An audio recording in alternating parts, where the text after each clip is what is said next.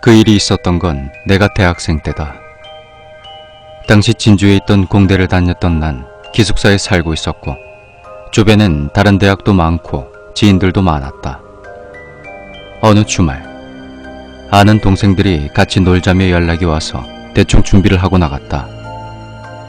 나 혼자 여자에 남자만 5. 그렇게 6명이서 아침 일찍부터 만나 밥도 먹고 커피도 마시고 하다가 심심하기도 하고 술을 마시기엔 너무 이른 시간이라 다같이 노래방 얘기가 나왔고 우린 근처 건물에 있는 지하에 있던 노래방으로 들어갔다. 다른 손님들이 없는지 아주 조용했고 우린 곧바로 방으로 들어갔는데 노래 부르길 좋아하는 동생들은 누가 먼저랄 것도 없이 마이크를 잡아들었고 난 나름 여자인지라 화장실에 가서 메이크업을 수정할 생각에 자리에서 일어났다. 벽에 붙여진 화살표를 따라가니 계단으로 올라가는 길이 보였고 그 위쪽이 화장실이었다. 좌측은 남자 화장실, 우측은 여자 화장실. 문을 열어보니 파란색 조명이 침침한 빛을 내고 있었다. 볼일을 보는 칸이 3칸이 있었는데 전부 다 문이 열려 있었고 난 그 순간 응? 아무도 없네? 이렇게 생각하며 곧바로 세면대에 붙어있는 거울 쪽으로 다가갔다. 이게 어떤 위치냐 하면 문을 열고 들어가서 곧바로 세면대와 거울이 있고 그걸 마주보고 서면 그 뒤쪽으로는 볼일을 보는 칸이 있는 구조다. 당연히 출입문은 내 오른쪽에 있었고 아무튼 퍼런 불빛이건 음습하건 상관이 없이 난 오로지 화장을 수정하고 곧바로 나갈 생각이었기에 아무런 생각 없이 곧바로 거울을 보며 화장하기 시작했다. 그런데 또로롱 하는 구슬 굴러가는 듯한 소리가 들리더니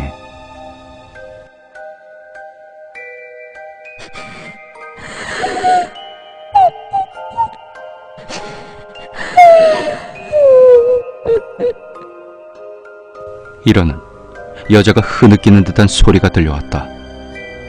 난 잘못 들었나 생각하며 다시 화장을 계속하는데 또다시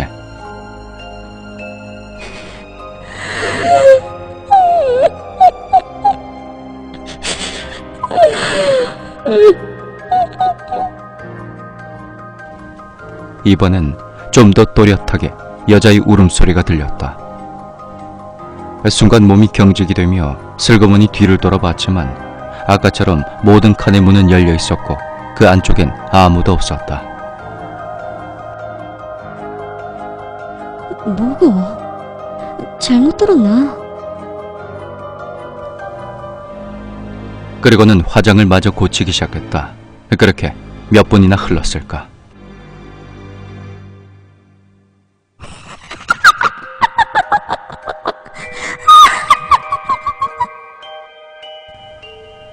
공포 영화에서만 볼 것 같은 찢어지는 듯한 여자의 울음소리가 선명하게 뒤쪽에서 들려왔다.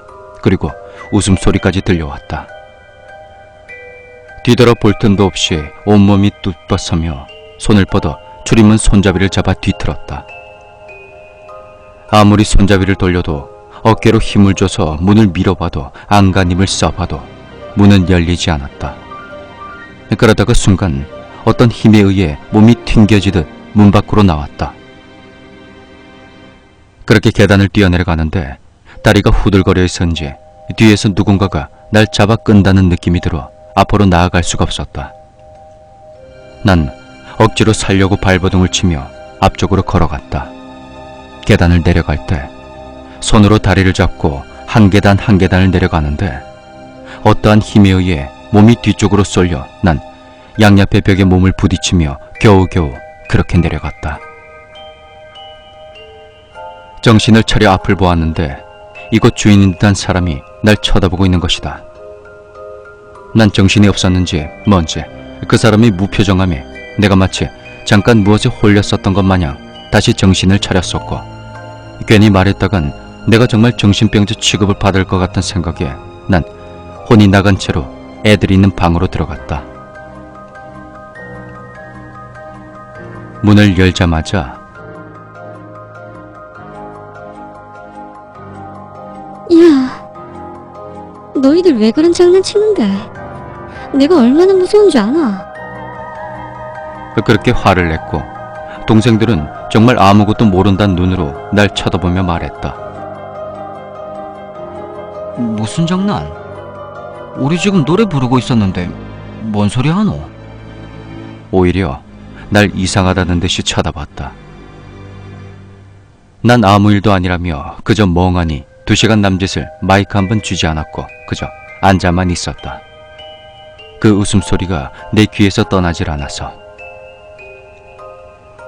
이 일을 겪고 나서 난 몇 년간 누군가에게도 말하지 않았고, 내가 그냥 우연치 않게 그날 귀신의 소리를 들었다고 생각했다. 근데 가만히 생각해보니 비슷한 일을 겪은 적이 한 번 있었던 게 생각나며 몸서리가 쳐졌다. 중학교 3학년 때 한창 시험 기간이라 학원에서 새벽까지 공부를 하고 집으로 가는 일이 다반사였다. 그러던 어느 날 학원 원장님이 아내를 데리러 가야 하는데 마침 그곳이 우리 집 가는 길목이니까 아내를 태운 후 집까지 태워줄 테니 같이 가자고 하신다.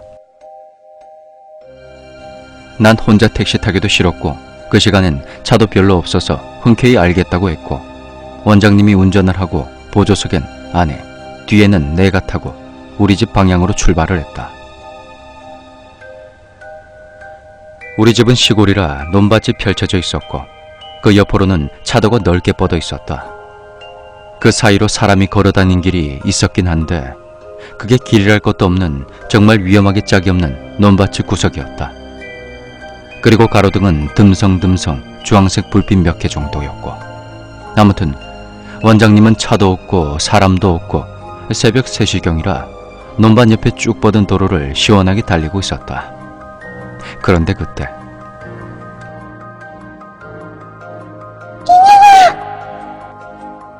이러며 여자 목소리가 굉장히 크게 들려왔고, 원장님은 차를 도로 한가운데에 끽 하고 세웠다.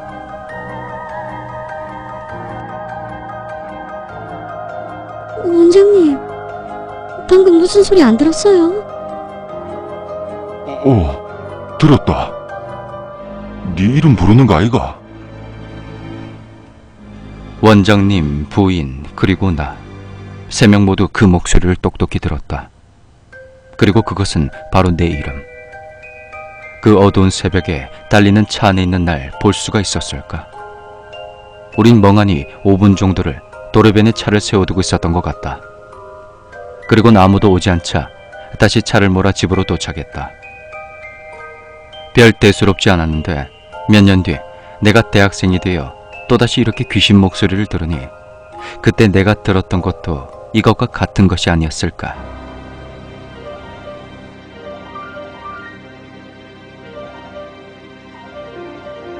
정말 귀신은 존재하는 것일까? 별의별 생각이 다 들며 고민에 빠져본다.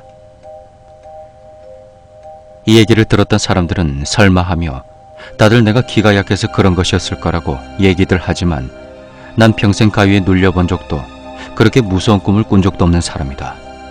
오죽하면 내가 가위에 너무 눌려보고 싶어서 별의 별짓을 다 해보았겠는가.